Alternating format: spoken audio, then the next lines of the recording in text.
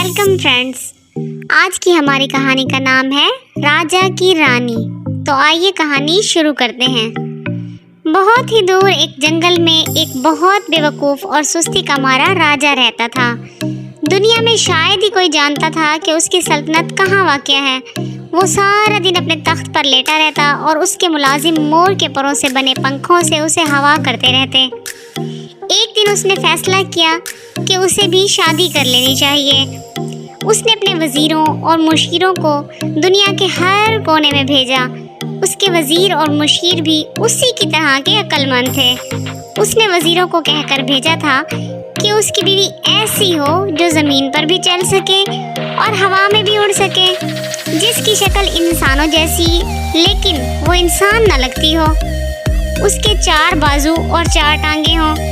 बेचारे वज़ीर और मुशीर सख्त परेशानी के आलम में दुनिया भर में मारे मारे फिर रहे थे।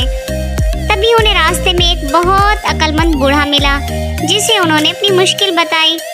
वो हंसकर बोला, ये तो बहुत आसान है, यहाँ से एक बंदरिया पकड़ो और अपने राजा के लिए ले जाओ। मुशीरों और वज़ीरों ने उसका कहा माना और ऐसा ही किया। राजा ने बंदरिया को देखा तो गुस्से से कहने लगा, तुम पागल हो, ये तो बंदरिया है। तो वज़ीरों ने राजा को जवाब दिया, राजा का राज सलामत रहे। हुजूर ने जो शर्तें बताई थी उस पर यही पूरी उतरती है। ये दुनिया में वाहिद जानदार है जिसकी शक्ल इंसानों से मिलती है, लेकिन ये इंसान नहीं है। ये दरख्तों पर एक दरख्त से दूसरे दरख्त तक उड़कर जा सकती है और ज़मीन पर भी आसानी से चल सकती है। ये टांगों से बाजुओं का काम लेती है और बाजुओं से टांगों का, इसलिए इसकी 4 टांगे भी हैं और 4 बाजू भी। वाकई राजा की सारी शर्तों पर एक बंदरिया ही उतरती थी। लिहाजा राजा लाजवाब होकर बेवकूफ़ों की तरह उन्हें देखने लगा। फिर बंदरिया से तो उसने क्या शादी करनी थी, वो सारी उम्र कंवारा रहा, लेकिन लोग बंदरिया को नहीं भूले और राजा की गैर मौजूदगी में उसे बंदरिया का शौहर ही कहते रहे।